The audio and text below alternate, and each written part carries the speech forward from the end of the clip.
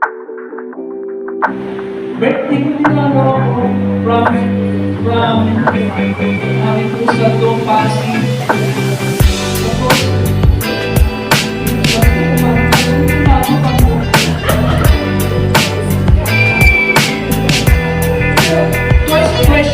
Twice na gagawin lang ako sa Pasig. Kung tayo madaling araw, kung wala kang tiyaga, magpapakahan, pagtiyagaan mo ng iba.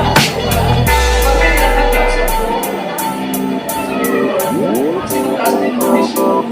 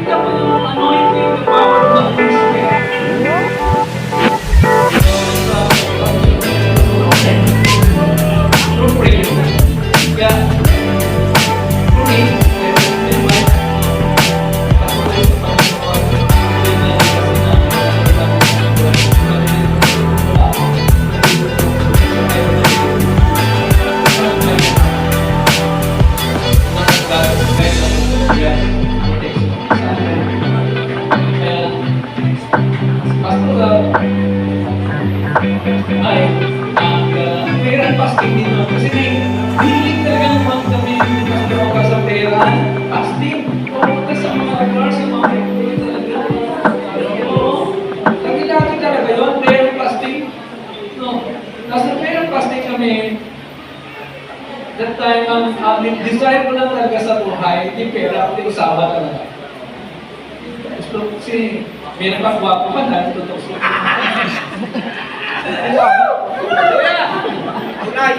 Sabi ko, Lord, may hindi kasi niwan sa family is to maintain my holiness, testimony, and hindi immoral. So, nag-pray ako, fasting yun, nag-pray ako, natulugan ko. Nung natulugan ko, ang finger na nag-point to me. That's your wife. Gusto na ba? Pag natulog ako, parang ganun, totoo kayo. Parang hindi na ako naniwala. No. Pero, yung request ko, the word na, that's your wife. Sabi ko, sinabi ko sa kanya, hindi siya naniwala.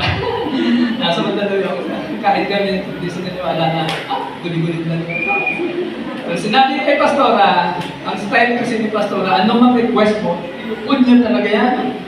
Pag-pray niya, pinag-pray niya. Sabi ko, wait Pastor, fasting ko yan. Pag-pray niya, after a week, kita ko sa Madaluyong, kasi sa Madaluyong ako natin ito, Pastor. Sabi niya, that's your wife. Bakit? Nireveal ng Lord sa kapito. Nireveal ng Lord sa kapito. Yung sinabi ko sa kanya, sabi ng Lord kay Pastora, yes. Hindi na sa mag-sino. So, walang ligawan. Wala kami ligawan. Testimony is, walang ligawan, kundi sa prayer lang. At nung sinabi ng Pastora, hindi siya makatanggi din. Inassign na kagad yung kasal. Oh. Kami yata siguro na unang kinasal dito.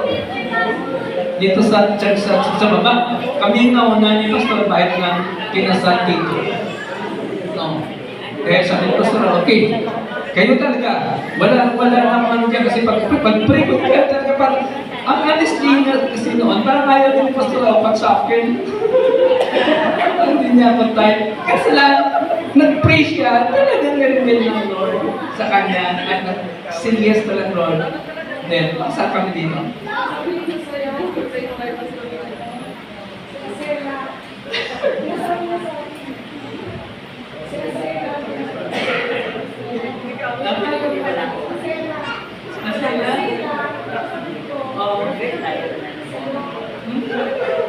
Ayun, sila kasi, maganda siya.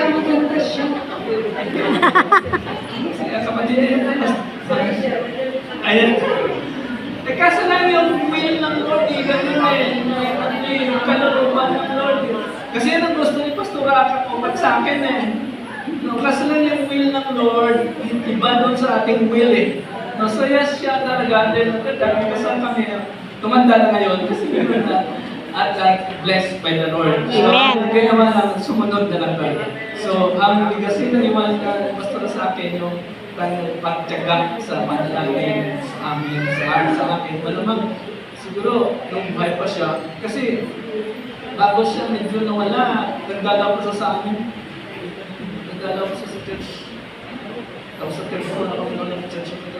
Kaya pa naman dapat. Pag-uwi nila, sabi ko namin, sipag ng tao. Hihila sa mga. Kasi local church lang tayo, hindi ka tayo mega church. Pwede natin lahat. Ano yung isip ko, yan ang pastor ng mahasa. So we maintain our loyalty sa Christ-like prayer ministry in Comunidad. Binago ang aming buhay, maging maganda rin yung legacy na iwan mo sa family, sa church. Sabi ko, ilang Lord, pag nagkasakit nga ako, sabi ko, I want to accept na. Kaya naman masakit pa. Pero ma-maintain yung holiness and righteousness, ang legacy na naiwan. So, anong naiwan din sa pamilya no? Sa church? Laging late, laging absent, reklamador, laging nagsiselfon. Alam nila yan Alam nila yan, yung maiwan ng legacy sa buhay. Kasi Pastor Okay, alam ko yung pasasalamat ko sa kanilang family na na-enjoy namin yung sabi ng Pastor Oka ni Pastor Michael na the Lord will bless. So just namin, naka-experience ko si Rhea namin na napagod sa kapupira. Kami bilang ng parent kami. Disappear naman, hindi naman, may isang basket naman, 1 million na naman. Ayaw ko nang bilang pastor, nakapagod. Wow. Yung mga, kapag daling mo sa church namin, pag ibalik na sila. All finance is already reserved. Good. That is the result. Mga po, mga opisina na nalulungkot ko, sabi ko, grabe yung gusto ng prayer, no? Himala talaga. So, that is the result. At pamuhin natin yung ating prayer life. Madaling araw, gusto mong pang matulog. Yung pinakamihirap sa pastor, yung devotional. Isa gusto kong matulog. Kaso lang kailangan bago sumila at araw, nakapag-pray ka na. Para ma-maintain mo yung anointing. It's not easy to catch up the anointing. We need to maintain our prayer. That is the legacy na nahanap kay Pastor naman. Kaya, mga kapatid, mga pastor, pagkara dito, patuloy lang, na-enjoy nyo talaga yung blessing. Sabi sa Bible, Deuteronomy chapter 2, hindi ka mangutang, kundi ikaw ang mapapakutang. We are the head, not the tail. We are the top, not on the bottom. Maranasan ng Christ-like prayer ministry, lahat ng kapatiran ang blessing ng ako dahil sa panahon. God bless. Hallelujah! May natutunan ng mga churches Ang dami ng kinanta, pero wala presensya ng Diyos. Pero dito, kay Glory to God. ramdam na ramdam ang presence ni Lord. Amen. Praise God. Hallelujah. Glory to God. Napakaandin po natin yung worship team. Ito po yung mga dancers. Grabe. Grabe ang anointing. Glory to God. Amen. I seldom see churches na may anointing sa worship, pati sa pagsayaw. Minsan panay-ingay na lang. Ang gaganda ng tugtugan, ang gagaling ng musicians, pero wala kang maramdaman ng presensya ng Diyos. Sayang. Ang gagaling sumayaw ng mga dancers, pero walang presence ni Lord. Hindi nabababa ang presensya ng Diyos. That is useless. Ang mahalaga, naalala ko yung sabi ng isang pastor namin dati, pero kaming Sunday school na estudyante, mga ganito lang siya kaliit. Sabi niya, alam niyo, kung tama yung puso natin sa pagsamba sa Diyos, kahit na itong ganitong bata lang mag-lead ng worship, bababa ang presensya ng Diyos. Amen. Sino dito mga uhaw sa ating Panginoon Diyos? Hallelujah. Praise God. I can see the hunger in your heart. That's why when the worship team and the dancers led the worship, led the congregation into worship, nagre-respond yung mga pusong uhaw. Kaya bumababa ang presensya ng ating Panginoon Diyos. Amen. Lakpan po natin si Lord. Hallelujah. Maraming salamat po, Pastor, sa pag-imbita niyo po sa akin dito. Nagkakilala po kami sa OCC, Operation Christmas Child. Naging kabahagi itong church niyo po. Nakamusta po ang result ng OCC dito? Sino po yung mga batang nabigyan ng regalo? Kasi meron ba dito? Mga bata, mga kabataan na nabigyan? Wow! Nagustuhan niyo ba yung mga regalo na tanggap niyo? Wow! Okay, so yun, nagkakilala kami ni Pastora yun sa OCC. Tapos, in-invite ko nga po siya sa Jesus Reigns, isang din po, movement na aking pong kinabibilangan, and thank God na nag-respond. Nag-bless po ba kayo doon, Pastora? At mga kasama niyo po. So, yun po, invite niya po ako at sabi niya ay share ko daw po kung ano po yung sinare ko doon sa Jesus Reigns. Katatapos lang po nung Monday, Jesus Reigns. South Cluster Summit. Sino po yung mga nakasama ni Pastora doon? Nandito po ba yung ibang nakasama? Wow, praise God. God-bless po ba kayo? Amen, praise God. So, grabe po yun. Ang tindi ng ulan. Ang tindi ng baha. Akala nga po namin ipopostpone na, pero nothing can stop the children of God sa pagsamba sa ating Panginoon Diyos. Amen! Baha lang yan, ulan lang yan. Mas makapangyarihan ng ating Panginoon Diyos. No? Si Jesus nga, inapakan lang nilakaran lang yung tubig. Baha pa kaya. Amen! Okay, so una-una po, I would like to greet ang church po ng Christ-Like Prayer Ministry International 40th anniversary. Wow, praise God! Palakpan po natin si Lord. Anniversary po ng Christ-Like Prayer Ministry. Napansin ko po, dahil sa ang pangalan ng church ay prayer, kaya po matitindi yung nagpipray po doon. Kanina katabi ko, titindi, mga nakahiga na sa presensya ng Diyos. Sabi ko, iba talaga. At kung ano yung pangalan ng church, yun yung nagmamanifest sa church. Kapag matindi ang church sa prayer, ang presence talaga ni Lord, matindi rin. Okay, so Pastor Juana invited me to come and share to you yung pong the power of anonymity. Sabi ko, anong una, Pastora, parang wala naman po sa, sa Connect. Yung aking pong topic sa, team ng inyong pong anniversary. Parang nakakaya naman po yata. Pero, yun nga, sabi niya, basta punta ka lang, Pastora. Sabi, alam niyo po ba, today po dapat ay church anniversary din namin. Pero, nung mga nakaraan linggo ay iniurong po namin. Sabi ko, gawin na lang natin August 23 kasi para magkakasunod na gusto yung ating mga activities. Grabe, wala na tayong ganong pahinga. Si Jesus nagpahinga din kasama mga disciples niya. So pahinga tayo para mas makahanda pa tayo ng ibang mga araw pa para sa anniversary natin. Yung pala, kaya nakurong kasi pupunta kami dito sa anniversary ninyo. Praise God. Kami po yung nagagala. Kasama ko po yung aming pong mga kabataan. Sabi ko kay Pastora, mga 4 o 5, pwede ko po bang isama? Sabi naman niya, okay lang. Tapos kanina alis na kami, ay mga kabataan, syempre, barkadahan yan. Ayaw mag-iwa-iwalay, ayaw magpaiwan ng iba. Pastora, sama din kami. Kaya yan, ang dami po namin, 12 na tayo lang. Ha?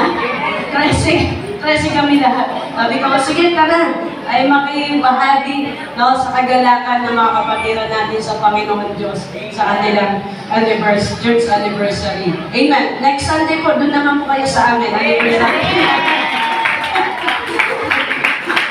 Sa Taguig. Sa Taguig po. Okay, so sige po, tayo po yung dumako na sa salita ng Diyos.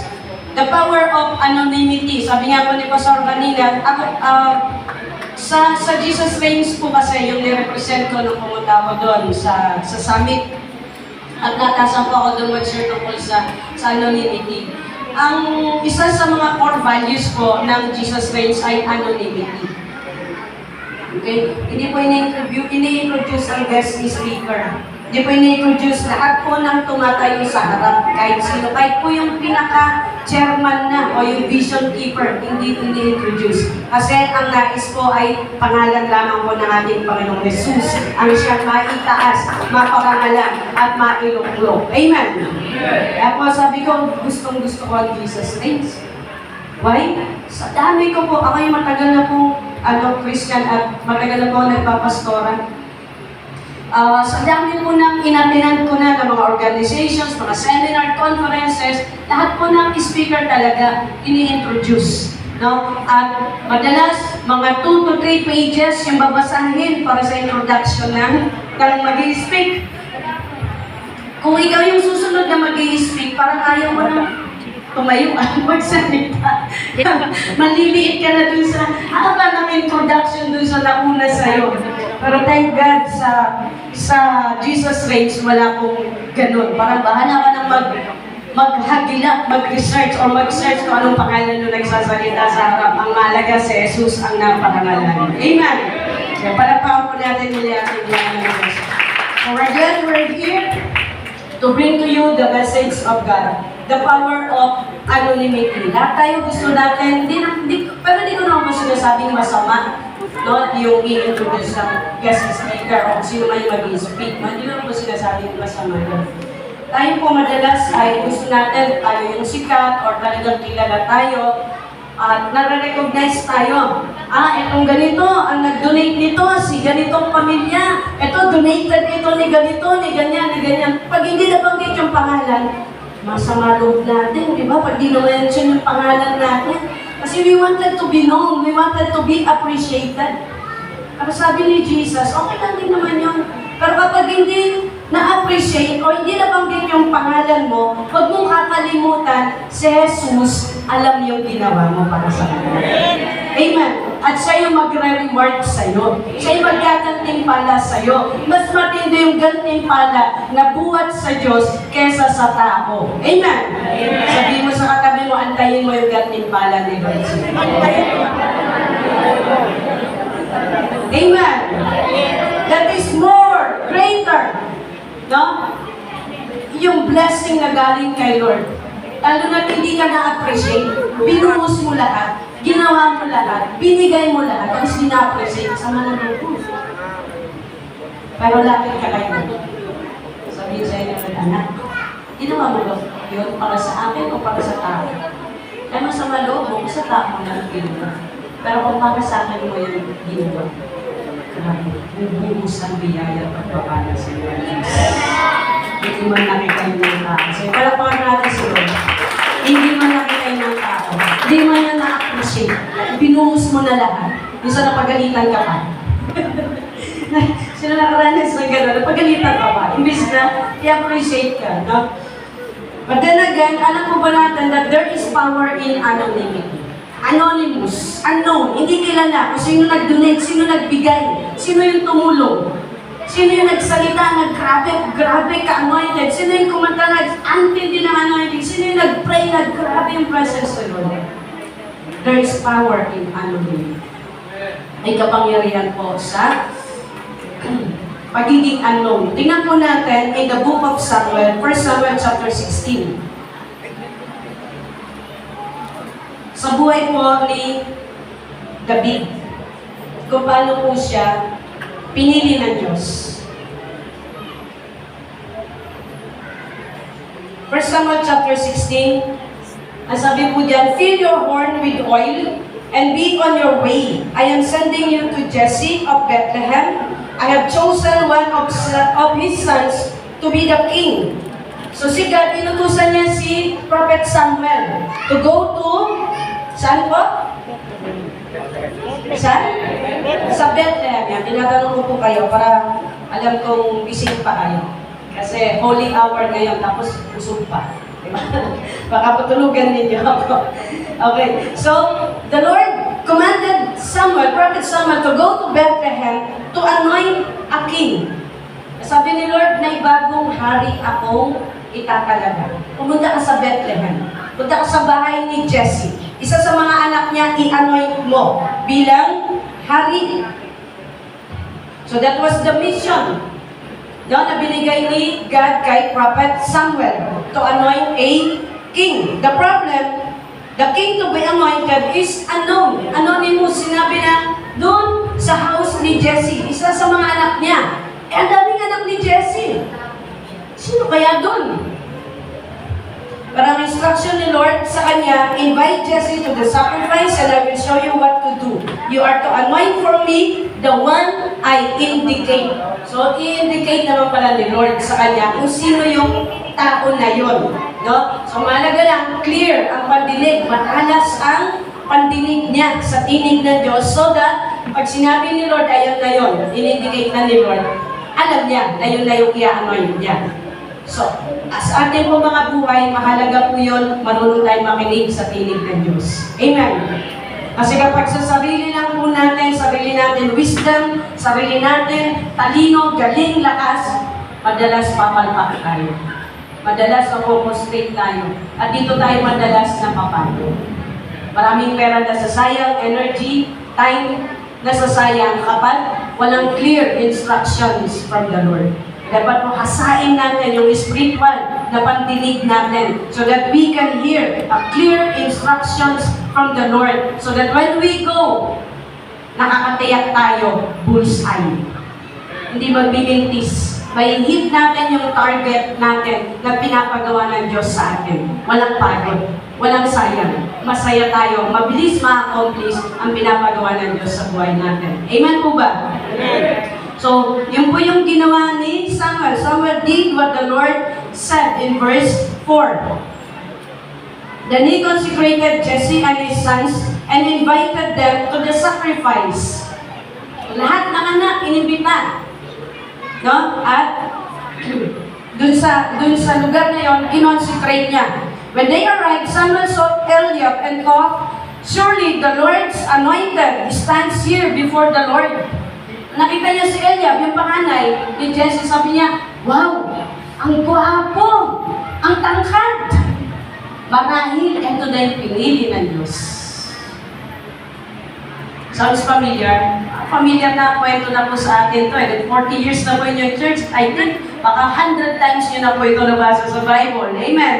Amen. Okay, so just bear with me. Alam naman po natin ang salita ng Diyos laging sariwa. Amen.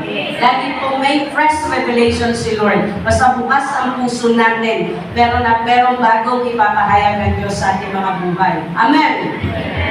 And so, sabi ni Lord, but the Lord said to Samuel, do not consider his appearance or his height, for I have rejected him. I have rejected him. Pag mo tignan yung tangkad niya, pag mo tignan yung kagwapuhan niya, kasi sa akin, reject siya.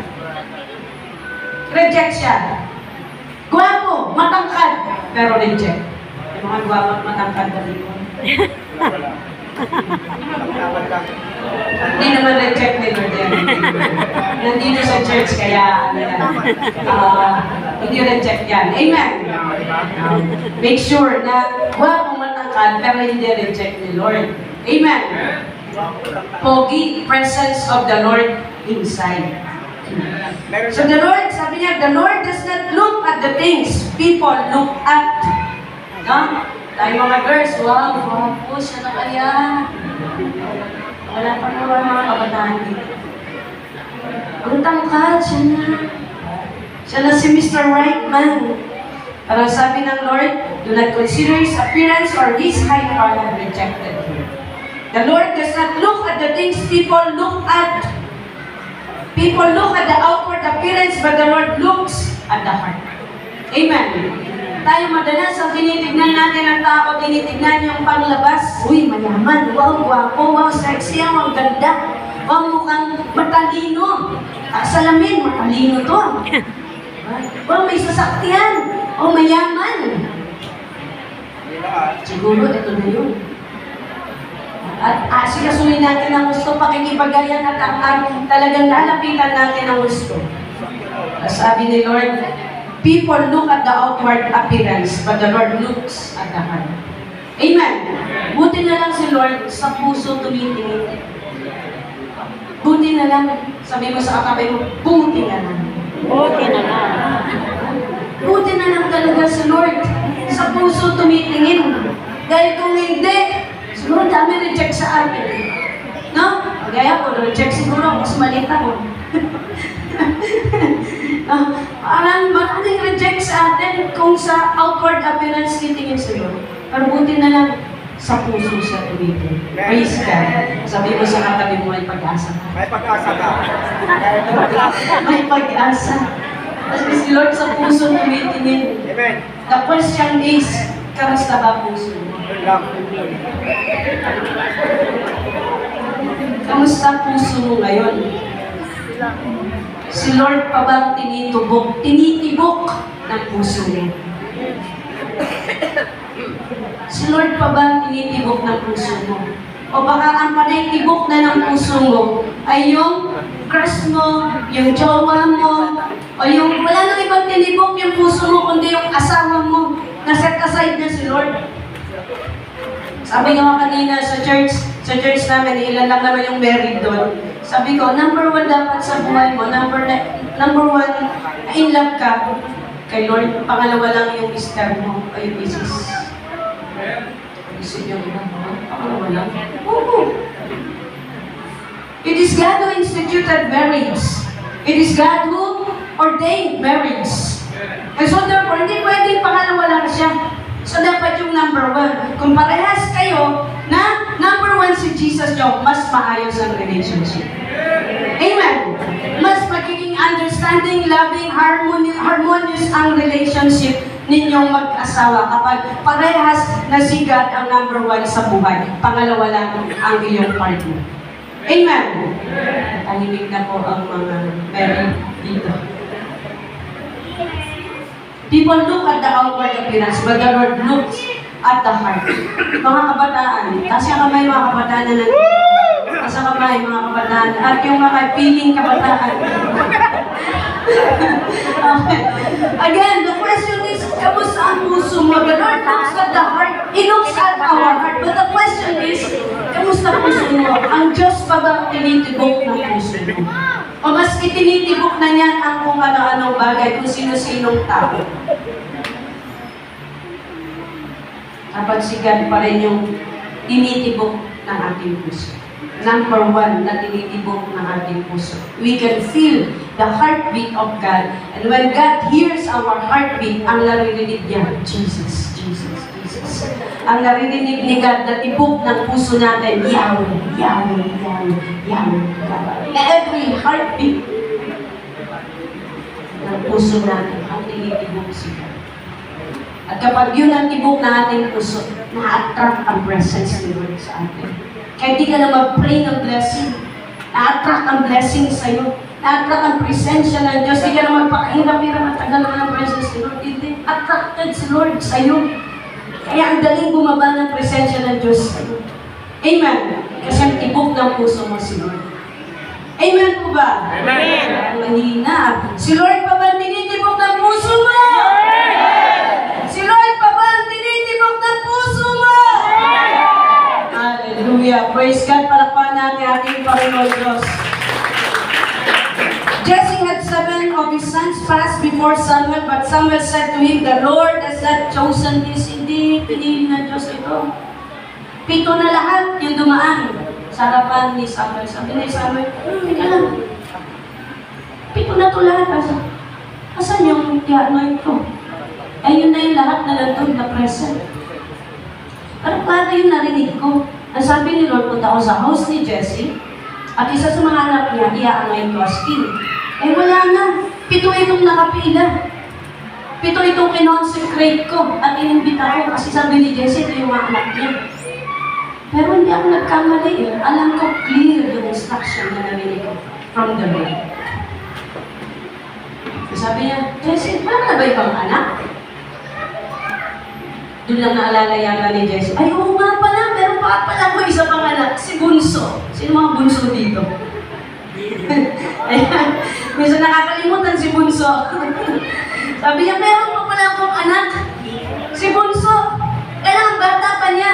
And he's tending the sheep. Nag-aalaga siya ng mga tupa.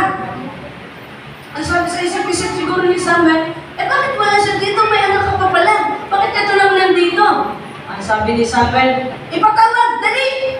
Hindi tayo magsisimula na seremonya hanggat wala yung anak mong yun. Wala silang nagawa. Pinasundo si David. Ang tanong, si Jesse, ba't niya iniwan si David? Yung mga pangalan niyang anak, mga sundalo ito, kailangan pa nitong mag-lead. Di ba, magpaalam sa hari at sa mga boss nila na absent muna sila from the army at uwi dahil may seremonyas na gagawin sa bahay. Kailangan pa nito ng lead, pakiusap. Pero si David, ang boss niya, yung tatay. So pwede niya, David, ka dito. Hindi na kailangan ng mga pirma-pirma pa ng mga boss. Yung mga kuya, kahit ng dami pang papipirmahan para makapag-leave, nandun. Pero si Jesse, na wala nang kailangang pirma, wala, absent. So, anong nasa isip ng tatay? Bakit wala doon ang bunso? So, sa word mismo ni Jesse, ang sabi niya, "There's still the youngest," Jesse answered. "He is tending the sheep." So from his word, it's Jesse look at David as young. Bata pa. So dahil bata pa, inexperienced, shepherd lang. Galang yan ng mga tupa. Compared to his brothers na qualified na talaga kasi mga, nasa edad na. No? At nasa legal age na sila, matured na to take the role and the responsibilities. At sila yung mga sikat, mga sundalo sila in the army of Israel. So, nasa isip ng tatay, ito yung mga anak ko na qualified. So, mamimili na lang dito si Samuel. Marahil isa dito ay, yun na yun. No? So, binigay niya na yung mga the best. Nilagay niya doon. Yung iniisip niyang young, inexperienced, at ahalaga lang ng tupa, hindi niya isinama. Diba, parang minsan sa ating mga magulang, parang, ito yung anak ko na matandino, masipag, mag-aral, ito yung mag-aaral sa aking sarili. Itong anak ko ito, parang wala pang future dito sa anak ko ito. May mga gano'n na mga magulang, parang sa mga anak mo, alam mo na yung nagdideklara ka na sa mga nakikinig-kinita mo sa kanila. Ito'y mag-aaral sa akin sa inyo pagdating ng araw, magiging engineer, magiging doktor, magiging matagumpay na scientist at kung ano-ano pa. Tapos yung nakikita natin na medyo hihina-hina, nakikita natin na medyo mahina ang isip at parang bulak-bulak sa pag-aaral. Wala akong inaasam. Maaasahan sa anak ko ito. Parang ganito yung situation ni Jesse. Ay yung mga able na mga anak niya, yun lang yung hinarap niya kay Samuel. At yung bata pa, at nag-aalaga lang ng tupa, hindi niya iniharap. Pero sabi ni Ang sabi ni God kay Samuel, reject lahat yung mga gwapo at matatangkad na yan at mga matitipong na yan at mga mature na to take the responsibility. Hindi tumitingin si Lord sa edad. Amen. Sabi mo sa katabi mo, talaga may pag-asa.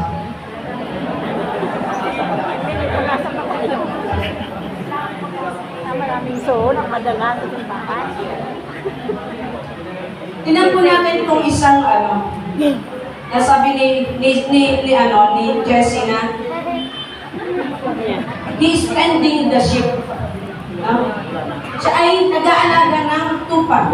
He's just a shepherd, maybe sa isip ni Jessie. Okay, tingnan natin yung shepherd lang na sinasabi ni Jessie, nung tatay. Ito yung mga panahon na si David ay hindi pa kilala, hindi pa siya hari. No? Anong ginagawa niya?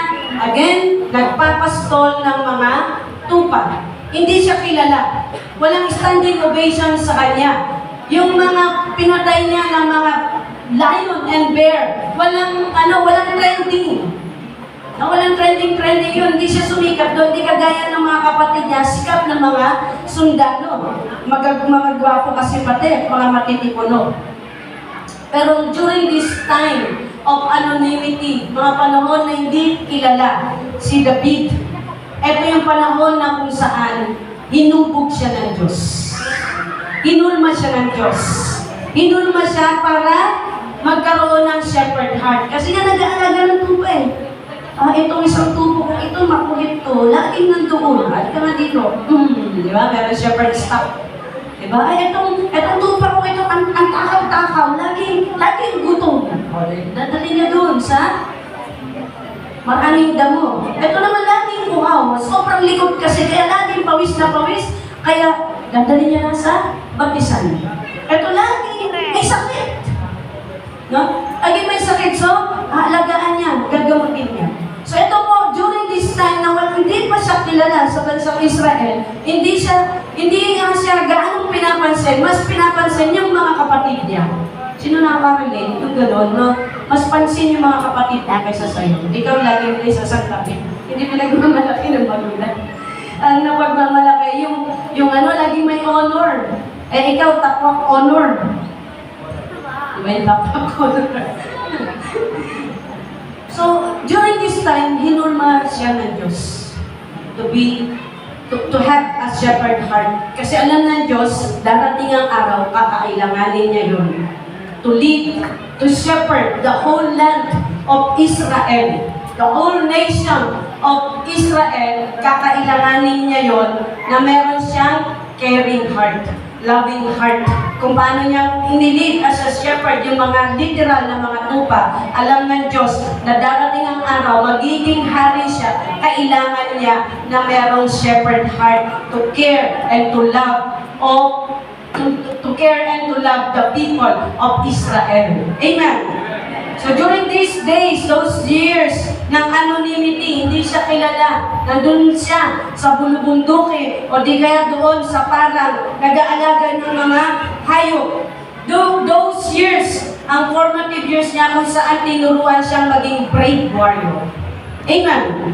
No? Tinuruan siyang maging matapang na kapag merong mga lulusob sa mga tupa niya ng mga bear, mga lion, ibinugwis niya ang buhay niya para maprotektahan yung kanyang mga alaga. Binugwis niya.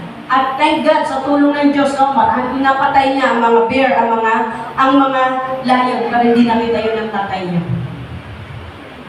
Pero nakita lang tatay niya sa langit. Amen. So, the Lord formed him during those years of anonymity to be a brave warrior. Dahil alam ng Diyos, kailangan niya yung pagdating ng araw to fight, to defend the nation of Israel. Dahil gagawin siyang hari. Amen. And during those years na hindi siya kilala, ito po yung mga panahon na siya ay hinubog ng Diyos na maging worshiper, maging worship leader, maging musicians. So, why?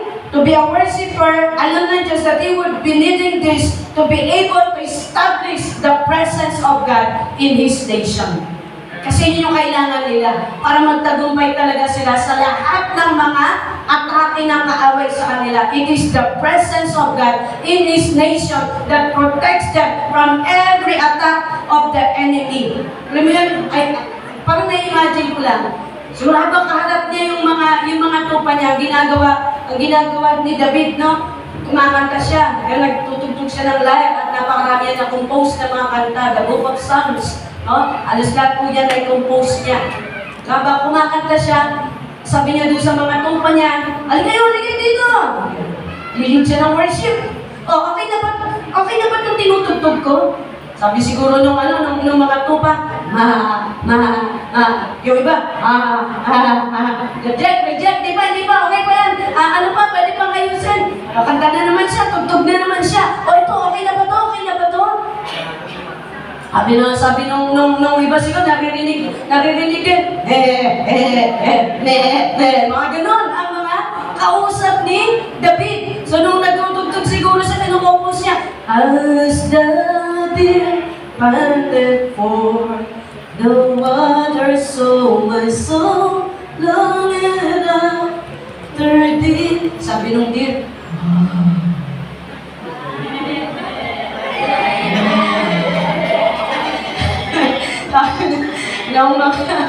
ng mga tuba, pumapalapak na siguro ng mga tuba. Yung mga kambing, gano'n din. Tuwan-tuwa nga sila. Yun yung first na praise and worship leading ni David sa lahat ng mga kinumpose niyang kanta in the book of Psalms. Sa lahat ng mga tinugtog niya. Yun ang kanyang performance doon sa hinubog ng Diyos kaharap niya mga tupa. Sa ating mga churches, yung worship team, kapag walang mga palakpakan gaano, tinatamad din mag-practice eh. Tama po ba? Pag walang gaanong palakpak, parang di ginaganahan. Parang ganda nung kay David, grabe yung practicean niya. Tupa ang kanyang congregation. Di ba? Tupa ang pumapalakpak sa kanya. Tupa yung nagre-respond sa kanya. Those were the years of his formation. Hinubog siya ng Diyos sa mga ganong bagay. The Lord formed him to be a worshiper because God knows that he would be needing this to establish the presence of God in his nation. So those years of anonymity were years of formation. Amen. So tayo po, kung dumadaan man tayo sa panahon na hindi tayo kilala, walang nakaka-recognize sa mga ginagawa natin. Pero patuloy lang po natin yung gawin na may katapatan, kagalakan na galing sa ating Panginoon Diyos. Pero patuloy lang po natin yung gawin na may diligence. Na kahit na simply, lutusan ka ni Pastor, maghugas ka ng pinggan. Parang 40 years na ako naghuhugas ng pinggan dito. Maghugas ka lang ng mga kawali niya. Maglinis ka ng CR. CR na naman. Ako na naman. If you do that faithfully. Ako po ang first ministry ko sa church, janitress. I make sure na pag linggo, floor wax puno kami din. Wala po pala ganito na carpet. Ganda na carpet. Floor wax. Tapos, bago namin yung i-floor wax, mamap muna. Tapos mag-iigib pa kami sa kabilang ibayo ng tubig para mamap. Tapos, floor wax, then puno. We make sure na pagtayo ni Pastor ng linggo, madulas siya. Hindi naman ako. We make sure na pagtayo doon ni Pastor pag linggo, malinis, makintag, kasi kintag na kanya noo. Joke lang. Joke lang po. So, that was my first ministry in the church. Paglilinis, janitress. Pero masaya ako. Kasama ko ang children ministry. I was a Sunday school teacher. Kasama ko yung mga bata. O tara mga bata, maglinis tayo ng simbahan. O Pato Melissa, sige, sama ko kami. Tuwa-tuwa sila. Yung paglilinis namin dun sa church. Na para na sila naglalaro, tuwa-tuwa sila. Tuwa-tuwa sila. Pwede po natin isama sa ministry mga bata. Amen. So, mga panahon na kung saan hindi ka kilala, inuutos sa'yo ni Pastor ay mga simpleng bagay, gawin mo lang na maayos, na may kagalakan, faithfully, excellently and with diligence. Walang reklamo. Si Lord nakakakita ng faithfulness mo, ng diligence mo, ng lahat ng mga sakripisyong ginagawa mo, kahit menial task lang yan. Kahit na yan ay simpleng ministry lang. Pero sa harap ng Diyos, pastor at yung naghuhugas ng pinggan, yung nagluluto sa kusina, naglilinis sa CR, pantay-pantay sa harapan ng Diyos. Amen. Kahit bishop pa yun, kapantay niya sa harapan ng Diyos na naglilingkod, yung nagluluto doon sa kusina at naglilinis ng CR. In the eyes of God, it is all equal. Every service that we are doing to the Lord, faithfully, loving Him. Na nagluluto ka, Lord, mahal na mahal kita, Lord. Kaya ito, nagluluto ako para sa iyo, Lord. Mabusog ang aming pastor, mabusog ang aming mga church members. Tuwan-tuwa si Lord. Kahit hindi ka nagpipreach, yung niluluto mo, yun na yung preaching mo. Amen. No? Pagkakain ng mga turo, sarap, nabusog kami, sister. Amen. No? Kung naglilinis ka lang ng siya, yun yan talaga yung ministry mo, Lord. Talagang lilinisin ko to para pag dumating ang mga kapatiran ko kay Lord, talagang matutuwa sila, malinis ang aming pong sino. Lord, I'm doing this for you. Lord, okay na po ba? May dumi pa ba? Mayroon pa bang medyo naamoy na hindi tama? Ay, ito pa. Sige, pakikintabin ko pa to. Palilinisin ko pa to. Lalagyan ko pa ng perfume. Para lahat ng papasok sa church, lalo na yung first time. Kung mga first time sa church, napaka-ano mo niya, nag-observe lahat. Diba? Pagpasok ng first timer sa church niya, wow, CR pa lang. Makalangit na. Diba? Wow, CR pa lang. Parang feeling ko, nasa langit na ako. Ang bango. Ang labig. No? Sagana sa tubig. Malinis na malinis. Parang pwede na akong humiga dito matulog. Amen. Everything that we do, nagaling talaga sa puso natin. Yun ang pinapagawa sa iyo ni Lord. Puso mo, buong pagmamahal yung ginagawa para kay Lord. Yun po ay equal lang sa ginagawa ng pastor, ginagawa ng bishop. Amen. Parang malulungkot. Palakpakan po natin si Lord. Ano nakakakita man po o wala, unknown man ang lahat ng mga ginagawa, but you are faithfully doing that for the Lord. God will surely reward you. Walang nakatago kay Lord, lahat ay kita po niya. So, huwag po kayo ng sasamang loob kung hindi kayo na-appreciate minsan ng inyong pong pastora, ng inyong pong pastor. Kita naman po lahat ni Lord ang ating pong mga ginagawa. He is the rewarder of every good thing that we do for His glory. Amen? So, ano yung nakita ni God kay David? Ang nakita ni God kay David, shepherd heart, brave warrior, worshiper, at marami pang iba. Unang-una, pagmamahal niya sa Diyos. Ano sabi niya? This is one thing that I ask. This is one thing. Mga worship leader, mga worship team. Saan po yung mga worship team? Wala lang, buhay na. So, sabi ni David, this is one thing that I ask. This is one thing that I desire. Ano yung desire ni David? That I may dwell in the house of the Lord forever. That I might behold the beauty of the Lord. That I might gaze in the beauty of the Lord. That is His heartbeat. Yun yung tibok ng puso ni David. Yun yung tibok, yun yung laman ng puso ni Haring David. Gusto niya lagi siyang manahan sa presensya ng Diyos. Gusto niya lagi niyang kapiling ang ating Panginoon Diyos to behold the beauty of the Lord. To gaze upon the face of God. Amen. That was the difference. Yung 7 kapatid niya nandun nakatayo. Bakit siya napili? Bakit tayo hindi? Anong meron si David na wala tayo? Puso. Ano naman ang puso ni David? Ang house of Diyos. I may dwell in the house of the Lord forever. To gaze upon Him. In love kay Lord. In love kay Lord. In love pa po ba tayo kay Lord? Amen! In love pa po ba tayo kay Lord? Amen! Tanungin mo yung katabi mo, in love ka pa ba kay Lord?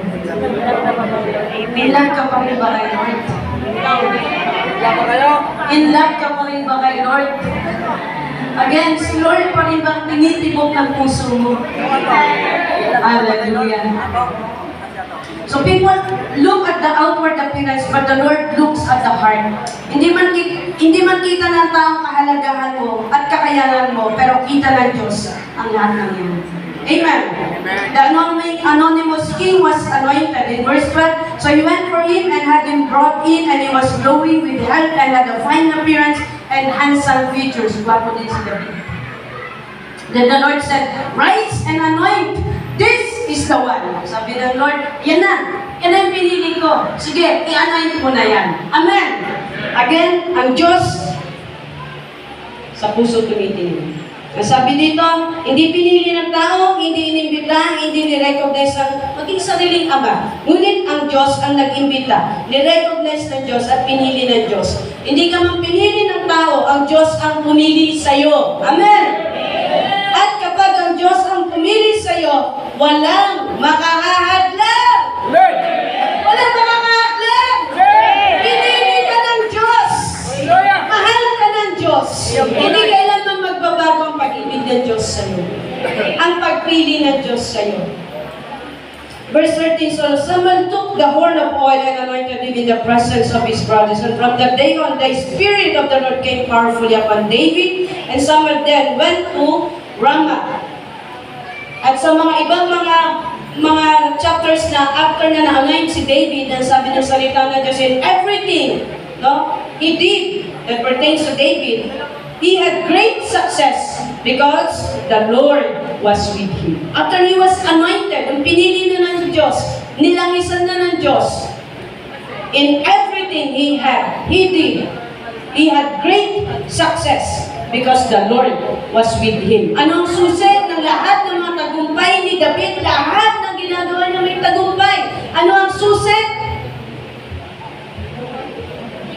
The Lord was with him. The Lord was with him. Tatandaan po natin lagi. Ito po yung napakaganda na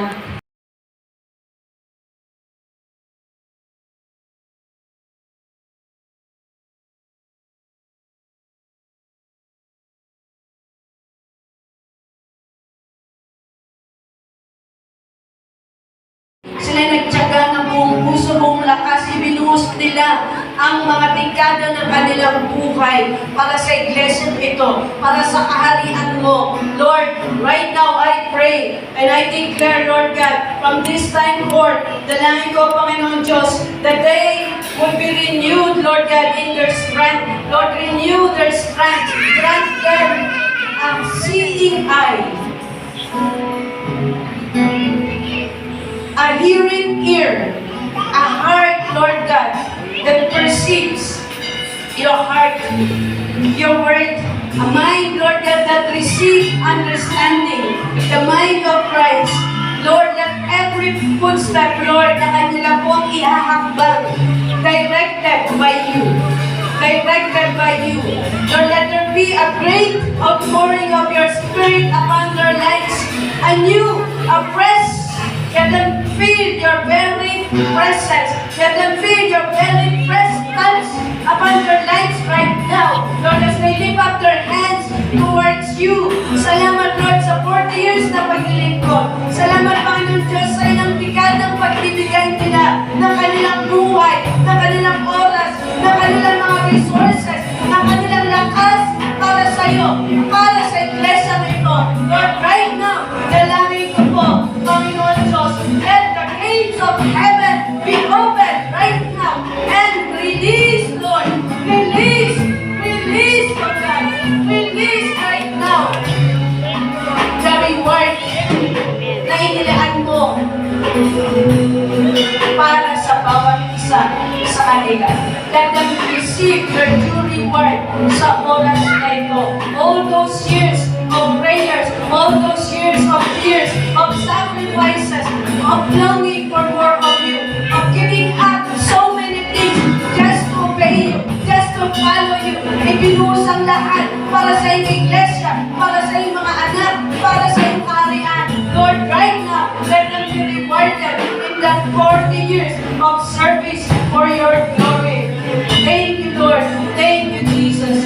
Thank you, Holy Spirit. Oh, hallelujah. Hallelujah. Thank you, Jesus. Thank you for our angels right now, Lord.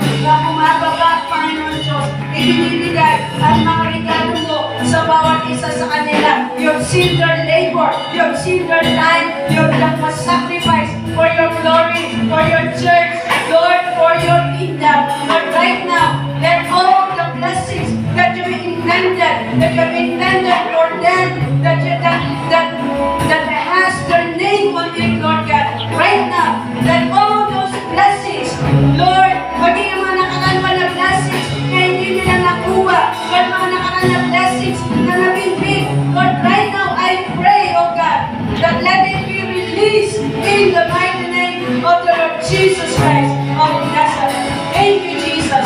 Thank you, Lord, sa mga akin mo, pinababa na. Salamat, Panginoon Diyos. Salamat, Lord, I see the angels of God right now, bringing down all those blessings, all those gifts, all those answered prayers, all those insights na mga panalangin ninyo umakyat sa kanyang trono. Ngayon, ipinababa na ng Diyos ang lahat ng mga sagutan ng mga panalangin ngayon. I've seen your heart beat, says the Lord. Your heart beats for me. Your heart is passionate for me. I've seen your cry. I've heard your cry. I've heard your whispers. I've heard your agony. And the Lord is saying to you, anak, sapagkat minahal mo ako, sapagkat inalay mo ang aming buhay sa iyo, sapagkat ginawa mong lahat para sa akin, this is your time. This is your time. This is the season wherein I will lift you up. This is the season wherein your name will be known also. Hindi dahil sa iyo, kundi dahil sa akin, sabi ng Panginoon Diyos. You feel na parang lagi kang left aside. You feel na lagi kang alone. You feel na lagi kang naiiwanan o napag-iiwanan. But that is saying to you, don't send us from you. That should be the same heartbeat na meron tayo. Lord, kung wala ang pagsama mo, hindi ako alis. Hindi ko gagawin ito. Hindi ako pupunta doon. That's why I was so very careful na nag-invite si Pastor Rawana. Sabi ko, Lord, pupunta po ba ako doon? Kasi nyo pa, hindi po agad ako nag-reply.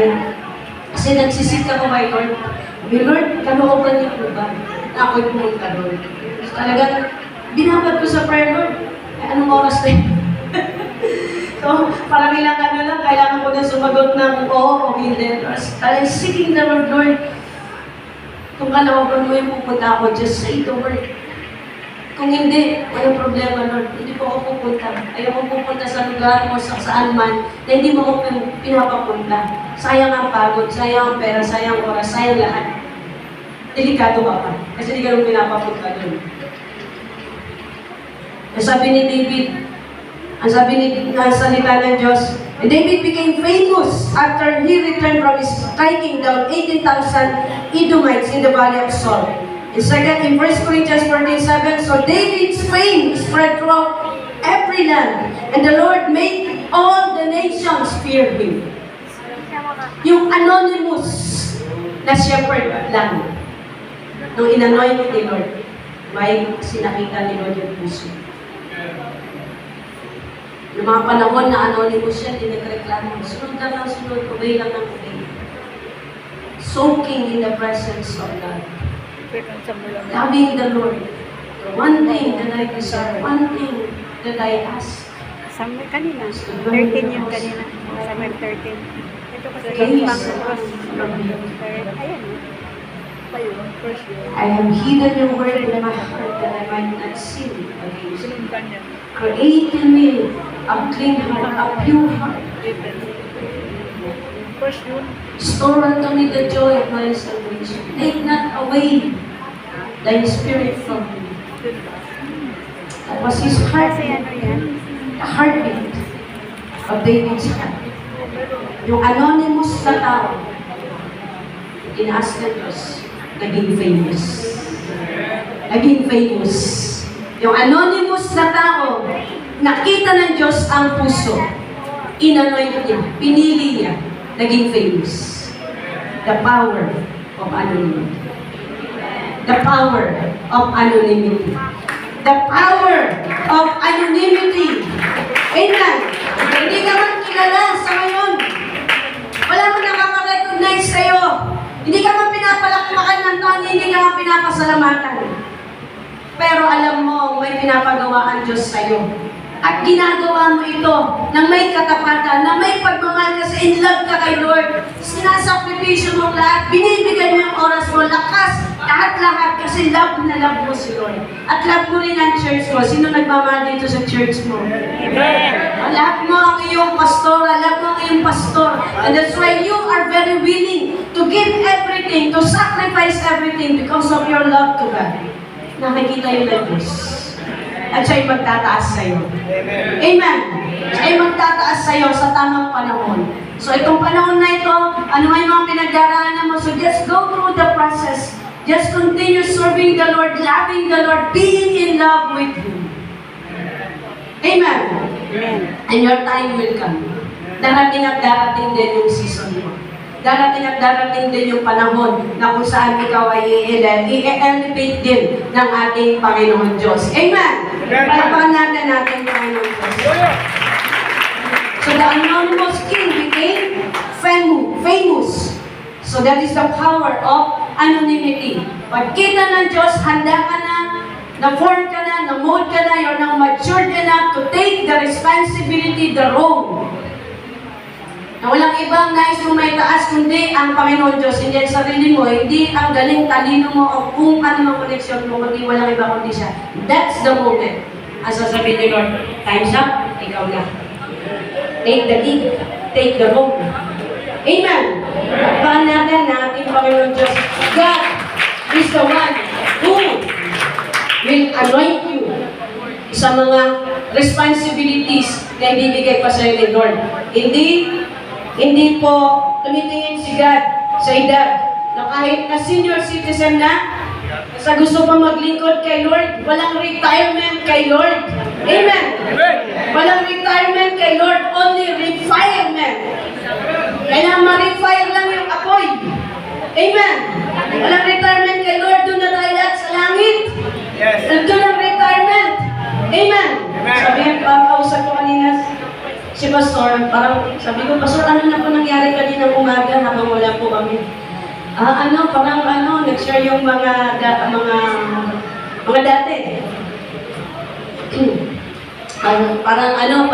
parang yung reunion. Sabi ko, wow, sarap nun, na reunion ng mga magkasama sa Panginoon Diyos, ng mga nagsimula ng ministry na to. Amen. Pero alam niyo kung pinaka magandang reunion, pinakamasayang reunion one day, pag nagsama-sama na tayo sa langit. Pag nagsama-sama ng lahat ng mga anak ng Diyos sa langit, the greatest reunion that would ever take place in the history. Ano sa langit, wala nang history. Timeless na. No? Hindi time-bound ang langit. Pero what a day it would be. Sabihin mo sa katabi mo, make sure nandun ka sa reunion na yun. Ha? Make sure nandun ka sa reunion na yun. Reunion sa langit. Amen! Reunion sa langit. Pinakamaganda, pinakamasayang reunion. Grandest reunion. Amen! Make sure. Sabi mo sa katabi, wala mo sa kamay. Doon tayo ha. Make sure nandun ka. Pagpapaalalahan nyo tayo. Walang lalaglag, walang pagbabackslide. Walang katalikod kay Lord. Lahat ulit naglagi sa ating Panginoon Diyos. Pagkakalilig kayo sa Panginoon hanggang sa muling pagbabalik niya. Amen!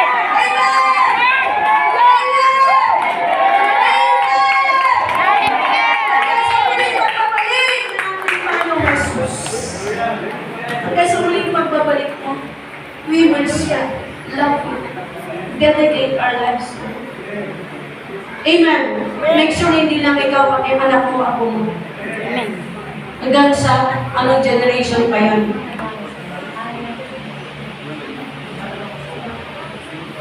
Hindi po sana makasama. Make sure kasama ka talaga. Okay. May oras pa po ba ako? Sobrang po yata ako. Sige, konti na lang po. Mga isang oras na lang. Okay, Hopestone Cebu 2024 during the National Worship Summit na ginanap po ng Jesus Reign sa Cebu.